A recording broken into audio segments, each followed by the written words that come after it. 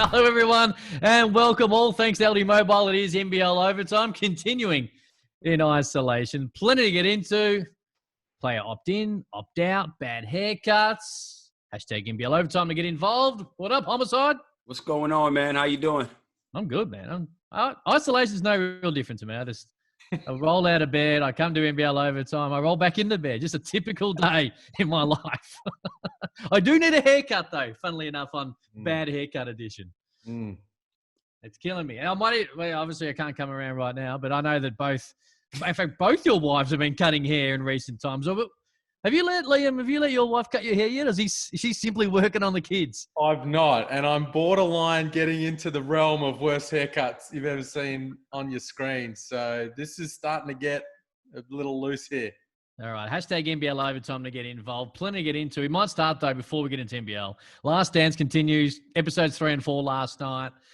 And from people who have seen more of them, and people who, if someone sees more eps, they're fairly happy to let everyone know that they've been able to see them in some way. And you know what? I'd probably be the same. But it only gets better from here. But last night, 3 and 4. Homicide, I'll start with you. What'd you think? Definitely loved it. You got a chance to see up close and personal Dennis Rodman, how he went about his business, growing up. It was a sad story. His mom kicked him out. And then lucky for him, he got an opportunity to go to college, put all his will and energy into focusing on basketball, and it got him to the situation that he was in. A bit of a wild child, a renegade, a rebel, but he was always focused on winning, especially when he got around winners. I mean, he started with Detroit. They loved him, and, he became a part of the Bad Boys crew, and you knew what he brought on the court. It was a guy you loved to play with and hate to play against. So, it was just great to see him and his growth and his journey from, as I said, an adolescent to the Chicago Bulls. I'll be honest, Liam. Obviously, that story, 48 hours in Vegas, almost like you and I last year at Summer League. Obviously, no us, unfortunately, but that's the feeling I got. And I know the NBL were worried about us coming back, and they damn well should have been. Actually, it actually reminded me more of Corey in Vegas at Summer League about 3 years ago when we're over there covering the NBL guys, the Aussie guys, the imports. And then, what the hell? Tommy's like, hey, Corey's in the lobby. I'm like, what? When did he come into town? He's like, hey, I'm here for 48 hours, Rodman style. It was on. He couldn't get into the club because he had rips in his jeans. Oh man, I had jean shorts. Yeah, jean shorts. Okay, and so, but he was always looks nice, ready to go. But they were like, nah. So Corey was like, fellas, you guys go in. I'll be back in a minute.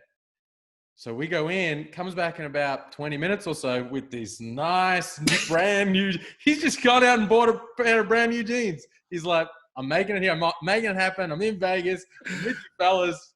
And it was on. I forgot that story, man. That was a good time. We definitely had a good time. It's not we never were able to connect on the nightlife, especially in Vegas. I bumped into my guys. Mm-hmm. I'm like, listen, we got to make this happen. So we definitely had a good time. It was good to see you guys, and I totally forgot about that story. Next morning, I knock on Tommy Greer's door, and there's Carmen Electra hiding behind the sofa. She's got the covers over the top. I'm like, Carmen, don't worry, Tommy, we got to get to the arena. Oh my God! I tell you what, it was kind of cool. Chris Anstey doing some good. He's writing some stuff, and he's opening up in isolation.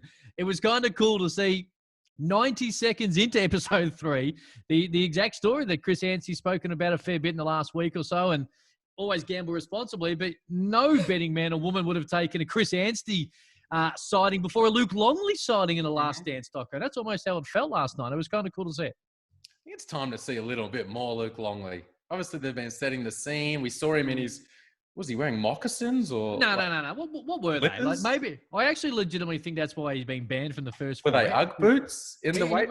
He was wearing. I think when surgeons go into surgery and you have to wear stuff over all your clothes. That's what it looked like.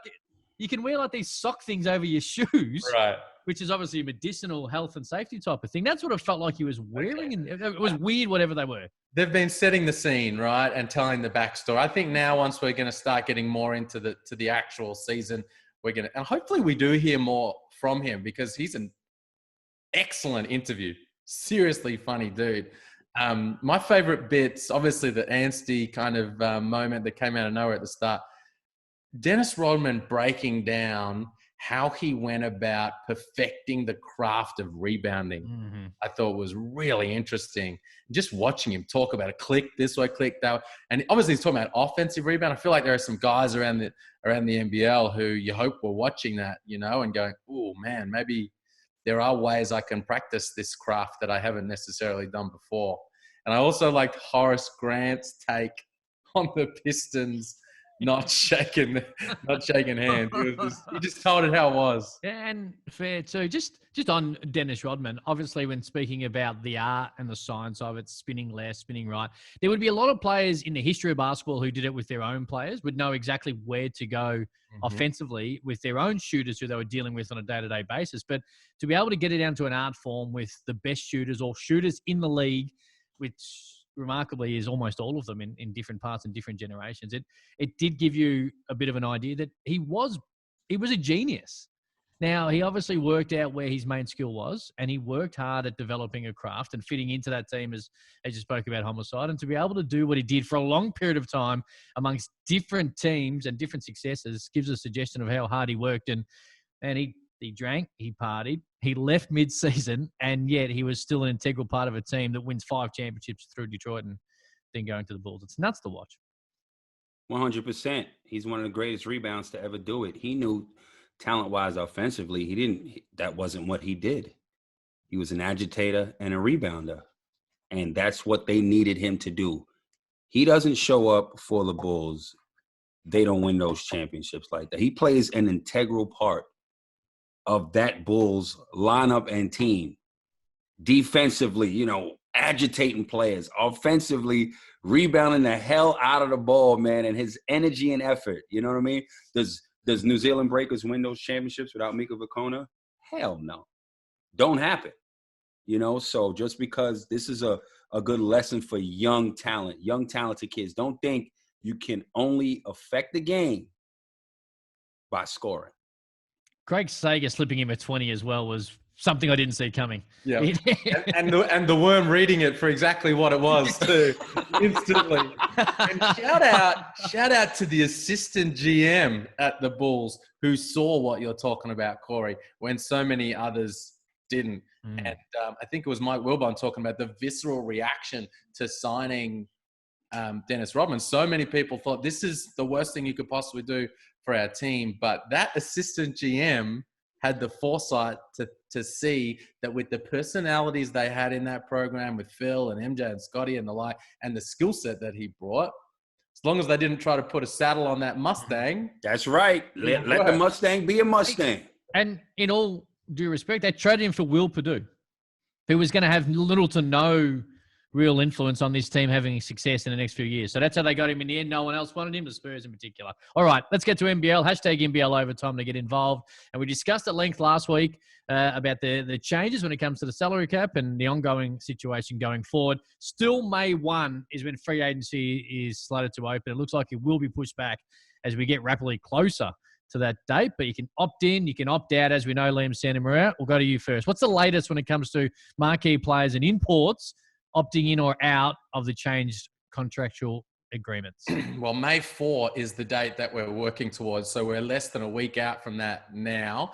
Obviously, nobody has opted out to this point, but you wouldn't think that they would do that early. And the other thing that is in play here as these players with their agents are kind of making this decision is there's still some finalizing behind the scenes between the Players Association, the league, the ownership, and everything on the exact rules around opting back in, and what rights will belong to players, what rights will belong to teams, what the dates are with regards to that. So it's hard for any of these players to make a final call until that's nailed down. So expect for that to be put in place in the next day or so, and then, as I said, we're working towards that May 4 deadline as we keep our eyes on those marquee guys, the Bryce Cottons, the Casper Wares, Nick Kays, Mitch Creeks, these kind of guys around the league, what will their decision be?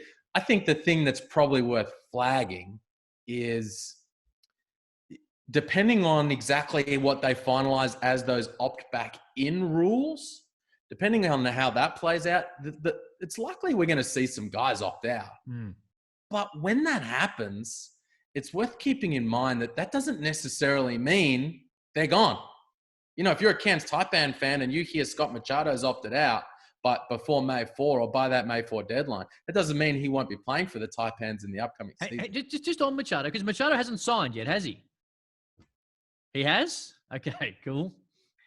If you're a Southeast Melbourne Phoenix fan, let me use a different analogy. Go on. And you hear that about Mitch Creek. You know, like this guy, it's a box ticking exercise potentially at that point to keep my options open and then see how it plays out from there, because there will be arrangements in place for guys to opt back in if it plays out that way. It's led to a lot of intrigue, Homicide. And of course, we've said this a million times. It's an uncertain future in all parts of the world, not just professional basketball, but it's one with so many layers that as a pro athlete, you've got to tick, as Liam just touched on, every single box and make sure you're getting the best for yourself, your family, and in some regards, your club as well. Because if you want to go back there, you don't want to totally half screw them over for a selfish reason and then expect them to take you back when the season actually starts or whenever the sign-on is back into it. Yeah, definitely. It's a marriage, you know. Guys want to come back here and play, you know, their career out. You know, guys want potential multi-year deals on the table for certain players. So you want to massage the situation and where it's fair on both ends, and both clubs, both parties have to be understanding. I think, and this is from the outside looking in, but I think there is a greater feeling of understanding right about now. It may be in all parts of, yet again, of life, but in particular when it comes to working through this. You know, we spoke at length a couple of weeks ago about the fact that, yeah, we get it. You know, obviously our season doesn't start for 5 or 6 months' time, but there is that sort of impending time, be it May 1, be it May 4 now with the set date that the league have put on when it comes to opt-in and opt-out. There is a time to get this right. Even though our season doesn't start, it is now. So I think there's also a greater understanding from both sides, be it the players and the clubs, to make sure we get to a resolution that is close to as fair for everyone. Well, speaking of getting to resolutions, you talk about May 1, which is the current start of free agency. It's basically certain that's going to be pushed back right now. Those negotiations are currently taking place with everybody who needs to be involved. And I'm expecting word on that in the coming days or week or so, because it has to be coming days, doesn't it? As we approach that date, you can't start free agency before the opt-out date comes along. Teams need to know what they're working with, have those conversations with those guys. So expect to hear word on free agency, the date that will open, in the very near future. All right. Hashtag NBL Overtime to get involved. Anything else on this, Liam, before we get to two players who are in contract? Mitch Creek, as you touched on, with Southeast Melbourne Phoenix, and Will Magnay, who signed an extension at the end of the NBL 20 season. You've had a chance to have a catch up with them, nbl.com.au, to read all that great work. And they're two guys that at some point we expect to see, or both had huge chances to be a part of the NBA season currently. And they spoke at length about both their ambitions and what they expect in the next couple of years around it. A good read and interesting timing, disappointing timing for a couple of reasons, but cool to see. Yeah, well, we all know it was going to be a massive offseason for Will Magnay. It was interesting to hear those comments from Creek that he had that you know, basically a deal lined up. He was heading over to the States. The knee, the virus, those kind of things got in the way. But for Magnay, it was more going to be about the offseason, the workouts, the mini camps. He was going to have a summer league deal lined up, and, you know, he was going to head over. And as we spoke about on the show a while ago, he's going to be one of those guys who had a summer league deal locked away well in advance, which means he's going to go over there and play and have an opportunity to block some shots, hit some, jumpers, and show what he could do. And as he said to me, who knows what might have happened from there. Obviously, the safety net for me was to come back for the Bullets. He put that in place for the new 2-year deal, but it was a big off season. And, you know, we talked throughout the last part of last season, Corey, about, you know, we weren't going to see him again next season. I think the likelihood now with the situation is we will.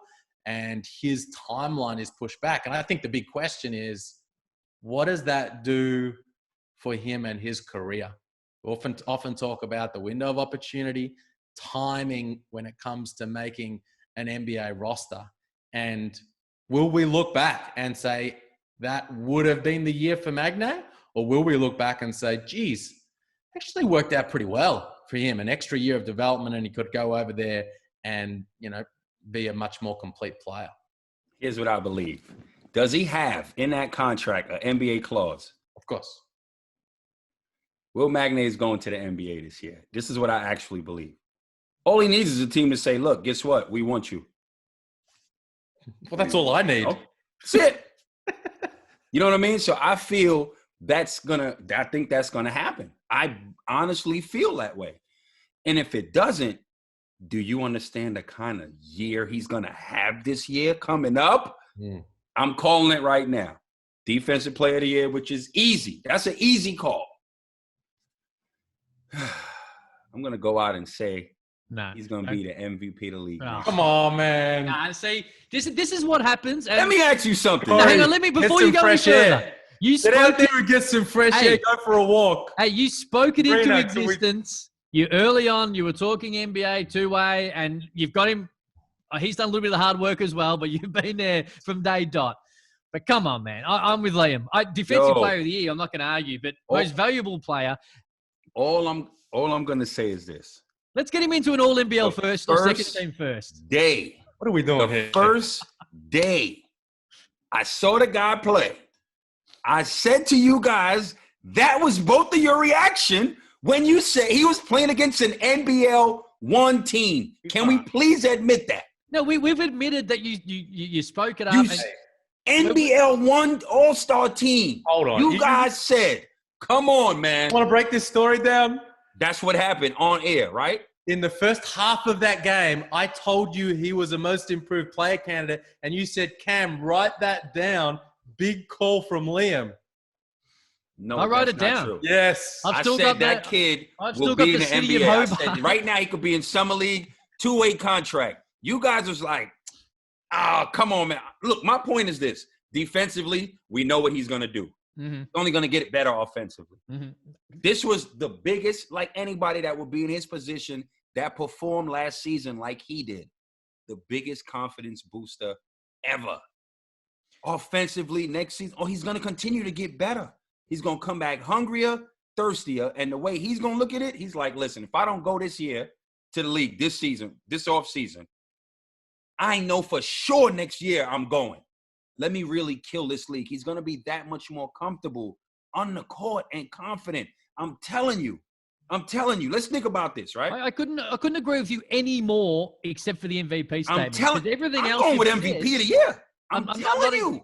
And we actually watched him get better offensively later in the year when he had some responsibilities at certain time. He was definitely better than the one we sent at the start of the year. Watch next season. Most valuable player. He's going to be way more confident, yo. I'm telling you. I'll take that bet. I think he'll have a great year if he's in the NBL. He will not be the most valuable. What if Scotty Hobson's back? You'll take Magnay over Hobson? Or the baddest man in the land. Well, yeah.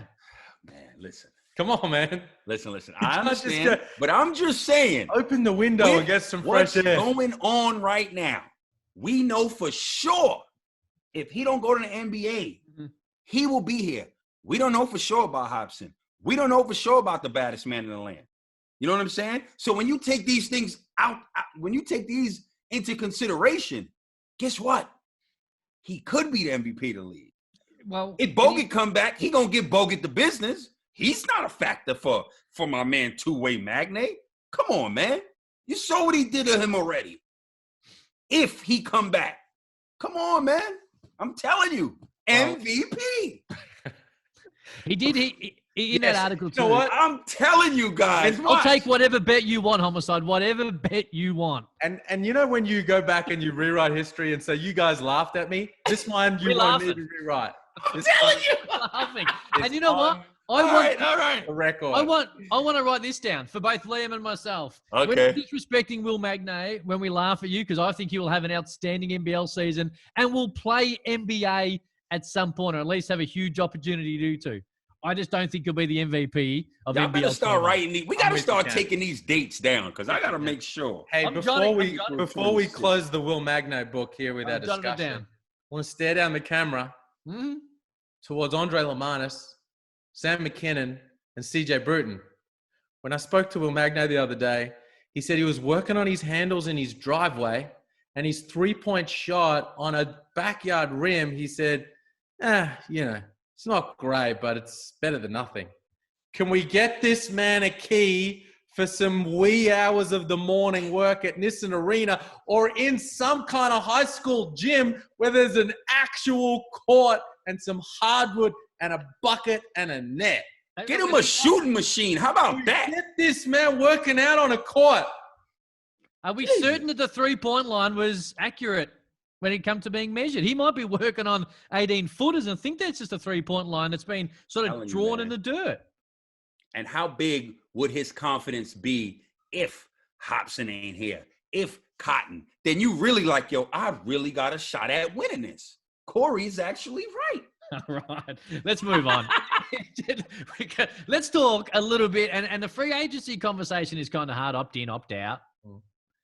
But there's some college seniors coming back that probably slipped under the radar just a little bit due to the fact that, and there's a couple of them that would have played March Madness, and that always puts them a little more on the radar.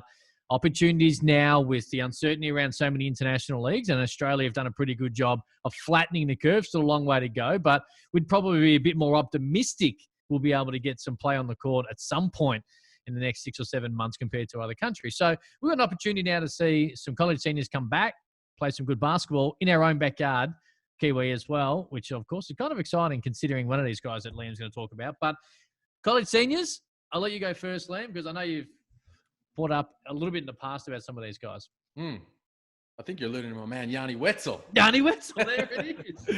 Yeah, I've been telling you about this guy. San Diego State. Big unit has big upside. I mean, this guy's going to be in the league next season, one way or the other. A team is going to sign him to a roster spot. Make no doubt about that. And he's going to play some minutes. And Corey will claim him as his guy, and we'll go from there. It'll be great fun. Hang on. And just for people at home who might not know him, where's he from? He's a Kiwi. Exactly, which kind of makes me even more excited for this whole all-New Zealand lineup that, of course, a lot of people led by Matt Walsh have been talking about. We'll throw Jack Salt into that mix as well. Now, he's not a senior. He's 1 year out, but he might as well be. Obviously played in that national championship team with Virginia. Signed a pretty nice rookie deal in Poland last year, but basically missed the entire year with glandular fever, which is not a too dissimilar story to Will Magnay, who had to sit some time out early in his pro career for the same reason. So this is a guy I'm expecting. He went to Summer League. We saw him at Summer League, had a better than expected Summer League with the Phoenix Suns, and he's going to be in the league now. I thought that he was looking at some other opportunities, but I get the feeling like he's going to be in the league. Just on Yanni Wetzel, who San Diego State, I like when you see college seniors play in good teams. They were ranked third. They were going to have a real crack at a national championship. Jack Salt, you mentioned a year earlier with that team. So big, high profile, really highly successful programs always gives a little bit of more credence as well when coming out of college. If they somehow get Salt and Wetzel on the same team, good luck trying to stop their shooters. They're two screening machines. And we've spoken a lot about in recent years, Jaiwai, Bogut, the bigger dudes, Plumlee last year, how hard it is to be able to fight through off-ball screens or on-ball screens and running screen and rolls and allowing to be able to get a hand to the shooters. These guys are just going to, once you get hit by one of these guys in a screen, you stay hit. So if you're able to have the big two Bruiser brothers play for the same team in the Breakers next year, it's going to be very hard to defend the guys like Webster, who are able to just come off the screen or come off a dribble and be able to knock down that jump shot consistently. It's going to be part of a very, very talented offensive team with a lot of different facets. Yeah, although there are some, there are other NBL teams that those guys are hot property in the free agent market when that thing opens up. And then, of course, you got Jack White out of Duke. I'm expecting him to be in the NBL next season playing minutes. He's going to be a good role player in any of these kind of top pro leagues. And the other one is, for me, Dejan Vasiljevic out of Miami. I thought he would probably go to Europe in his first year out, but given the state of the world right now, I think the likelihood he'll be in the NBL is growing by the day. And I mean, Deion's Deion. He can really play. Had a big year at Miami, of course. Yet again, tough conference. Played well in the ACC tournament last. And I tell you what, he didn't shoot the three ball as well this collegiate year as we've seen. In particular, 2 or 3 years ago, I think maybe his sophomore year, he could barely miss on the 3-point line. So obviously changes in the game and the way he's defended to work through that. But they're guys who are going to play, no doubt about it. Jack White trained with Melbourne United, I think, or at least was, those off-season scrimmages that they had going in Melbourne for a little bit about a year ago. So he's obviously familiar, being a Victorian boy. There might be obviously a fairly hard chase there by a couple of the Melbourne teams. Homicide coming out of college. It's an exciting time, isn't it? I know it's different right now, but it's such an exciting time when your first pro contract's there. Yeah, it definitely is. Some guys, some of these guys you're talking about are locals. So obviously they will be comfortable coming back to their home native country, playing their first, if not second season. You mentioned one guy who was signed in Poland, but to have an opportunity to come home and play in an elite world-class league, that has to be an incredible feeling. But make no mistake, you better come in here, work your behind off. Everything earned, nothing given. This ain't a cupcake league. Good luck to you guys in the upcoming future, but it ain't sweet down under. Geez, the last time he gave one of those speeches, Liam Stanton-Maria, these guys now look slated to be drafted fairly highly in the NBA. So maybe these incoming rookies, when we all get it said and done, should listen. All right. Isolation, quarantine, barbershops, hairdressers being shut. It's sometimes hard to keep, the beautiful people looking beautiful, I fair to say. And I don't really talk about you and I, Liam, because we've got bad hair, but probably not aesthetically. Sorry. Bad hair too. You think you're good looking? My bad. I'll speak for myself. Either way, we're talking about the best. Liam, he tried to put you in the boat with him. Come on, man. I'll speak for myself. I'm not going to win a modeling contest if my hair's looking good or not. So here we are right now. Best and worst haircuts in the league. I'm going to start us, and I'm not even saying I hated them, but Simon Curl used to rip some rippers. Yeah. Obviously, a guy that could really fill it up as well over a number of NBL teams. But half the fun with watching him play was what color he was going to roll out pre-game. Let's throw a couple of nominations out there. Our man, right here, CW, had the spider web at one point. We know the Mohawk style. What was your favorite? I think I like rocking the spider web. I like rocking the stars. I had stars designs on one side. One time I came with 187, which is obviously my nickname for Homicide. But let me tell you who has the wildest cuts. Mitch Creek, man. Mitch Creek hairstyles are crazy, and he don't care. He plays harder the worse his hair looks. Well, if you want to check out his developing hairstyles over his NBL career at NBL social media, I think it might have been his birthday in the last couple of days, and the NBL Shout out to Mitch Creek, man. Happy birthday. Happy birthday, Creaky. But there you go. So you can check all his styles, because you're right, Homicide has been a lot of interesting looks he's rolled with over a wonderful career. Yeah, well, I think our league has a long and storied history of mullets. Definitely. I think there's no doubt about that. And Creaky and Jared Kenny are kind of Kenny, right, carrying the mantle these days. But I'd say Mark Bradkey back in the day. We've seen some Craig Moller with the dreads and Shane Hill with the beach blonde. Hey, to this day, that. Yeah. To this day, you know what? I'll go one step further here. If Magnay wins MVP, oh yeah, you want it? I like this. I'll grow a mullet. I don't think you can. Watch me. I can. Hang on. Come on, man. I'm telling you, it's getting a little bit of length down the back. All the mullet needs to be short at the sides and long at the back. As Jared Kenny looks like, look. You're going to show out the hoppers in you. I used to have a slight mullet back in the day. That's right.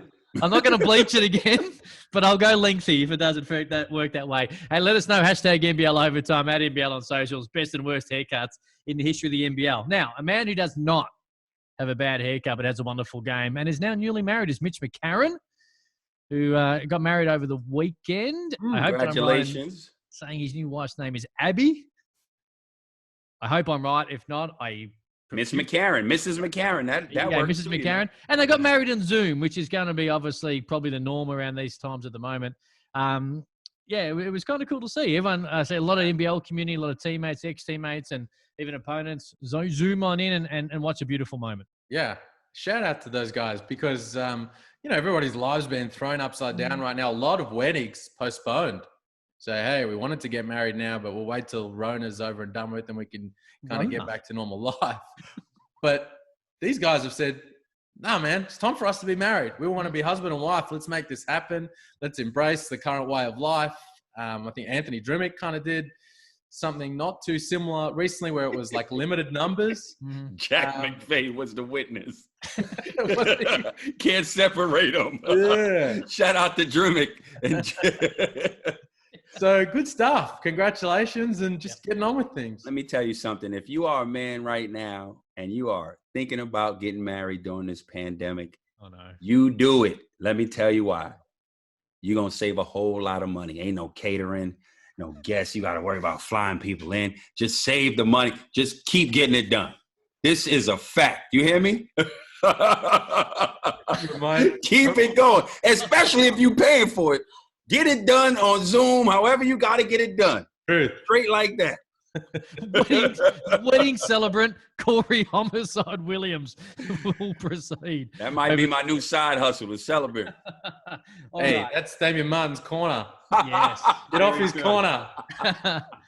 All right. Hey, obviously at Play, we've spoken a little bit about overtime and NBL overtime. And again, in NBL Rewind, Andrew Parkinson, who two-time championship winner, Southeast Melbourne Magic, most improved player in 1991 with the old Southern Saints, going through some health issues at the moment as well. And Liam, you can give us a bit of an update, not only on how Parky's tracking, but also a wonderful way, even in these tough times, where people are fundraising and saving and raising money for Parky and his family. Yeah. Well, while we're out here giving shout-outs, let's give a big one to Andrew Parkinson, who we remember as that blonde bombshell who was raining down triples at Flinders Park for the Magic in those championship years.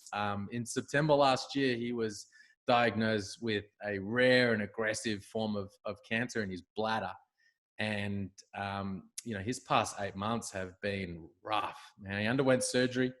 And then it was a grueling regimen of 4 rounds of chemotherapy and 34 sessions of radiation, Parky. And I want to talk about this guy's love for the game. I mean, there were days over this period of time during that treatment where he was having chemo in the morning, radiation in the afternoon. Then he was making his way into Albert Park to play his local basketball game on a Monday night.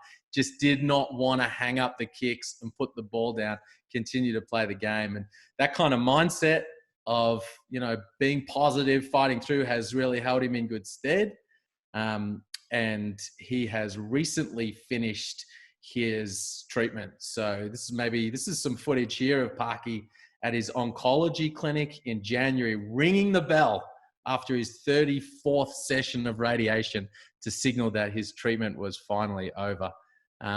And right now he's obviously in a state of kind of letting that treatment have its full effect on the disease. So this is a guy who in January last year played in a charity basketball game run by this organization called WUDSI. I think I'm pronouncing it correctly. This is an organization that helps cancer patients and their families to pay for their treatment and to kind of get through those kinds of times. Played in a game this is a game that involved a whole bunch, Chris Anstey, Mark Worthington, Craig Moller, Peter Hawley, a bunch of NBL people involved to help cancer patients. January last year, 8 months later, he was diagnosed with cancer and needs that same help. And so this organization is really getting around him. You can get involved and support Parky and become a member of the hashtag Parky Army. You just search up WUDSI, WUDZY on Facebook, or check out WUDSI.com. They're fundraising for him. When coronavirus is put aside, they're going to play another one of these games where all of the proceeds will go to Parky and his family. And we're all going to pitch in and get him through this. So shout out to Parky. Well done getting through all your treatment, playing ball throughout that period of time, and can't wait till we get to a point where you can put all this behind you. Very well said. And yeah, shout out to Parky and such a fun player to watch in those 90s as well when he was doing such wonderful things on court. All right.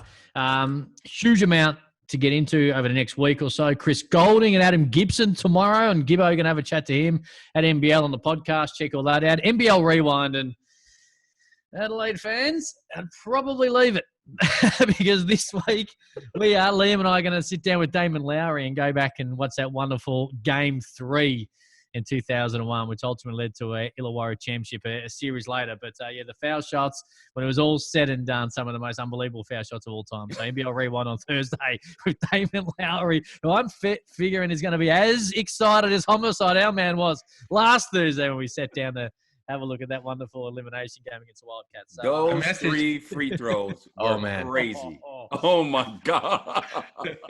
Have you ever seen 3 free throws? That crucial part of the game. Yeah. Fall differently like that. Oh, my God. Yeah. It was like Teen Wolf. It was like Kawhi Leonard from the corner. Every one of them. You know what? I'm going to watch every part of the rim. He's almost lying on the ground when it goes. Yeah. I messaged Damon yesterday and said, hey, man, we'll send through a copy of the game for you to watch ahead of time. He was like, Liam, I don't need the game, mate. I've watched it. I know that thing like the back of my hand. I'm ready to go. So there we go. That'll be on Thursday. Hashtag NBL Rewind to get involved. Just a couple of quick little projects we're going to work on over the next couple of weeks, boys. The gay statue, which you raised a couple of weeks ago, we're going to really fire that bad boy up. We're going to get involved in that. And I'll be honest, I think we need to get Gary Neal on NBL Overtime. And man, let me tell you something. I had to tag you guys. Like, there's I know you did. Look, when it comes to basketball, I don't lie, okay? I may lie about other things, but when it comes to basketball, I don't lie, okay? If I got my behind bust, that dude destroyed me. But if I tell you I did something, it got done. So for him to lie about it weeks ago and acted like he didn't play against me, he wasn't there. And I'm like, dude, come on, man. You tell me if you play against an NBA player, you don't know he's there. And then, Liam, you say, yo, you gave this guy some work. And all of a sudden, he's like, I never played against you. I wasn't there. What are you talking about? Try to make a joke of it. And then I remembered a player that I played against that was in the Baltimore team in the game, Dante Green, who played with Sacramento Kings. We was hanging out one time in Dubai, and I just saw him on my Instagram yesterday. So I was like, he played in this game. Like, I know I'm not bugging out. So I reached out to him, and that's what I posted. He was like, oh, definitely, he played in that game. Definitely. So then I reposted everything today. Like, and he's nowhere to be found. Where's Gary Neal? I'm waiting for him. And hey, we're waiting for him too because we believe you. Everybody's waiting. So we're getting him on the show. I'm going to get Gary Neal. Man. I'm going to put heaven and earth on that show. He know what time it is. Come on, Cam. Gary Neal. Is this like you're going to get into the water and find James Ennis's trophy?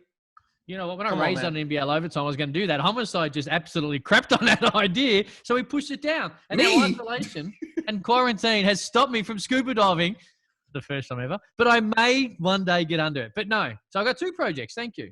Learn how to scuba dive and get Gary Neal on NBL Overtime. Thanks for keeping me busy. Leroy Loggins his grand final MVPs? No, that's you. That's you. We're going to go. Where are they? They weren't awarded. They weren't awarded. Are you back then? None of them? There were like 3 or 4 years when the Larry Sangstock medal wasn't awarded. No, they got to figure that out. There you go. Another project that we're going to be on over the next month or so. What about Damian Martin's medal? The Defensive Player of the Year medal. Damian Martin medal. I don't think we need to push that. I think the NBL's got that covered, to be honest, whenever he does hang up the kicks, whenever that might be. All right, we're out of here. Hashtag NBL Overtime to get involved. All thanks to LD Mobile. Gibbo and CG tomorrow, and then NBL Rewind on Thursday. See ya. Peace.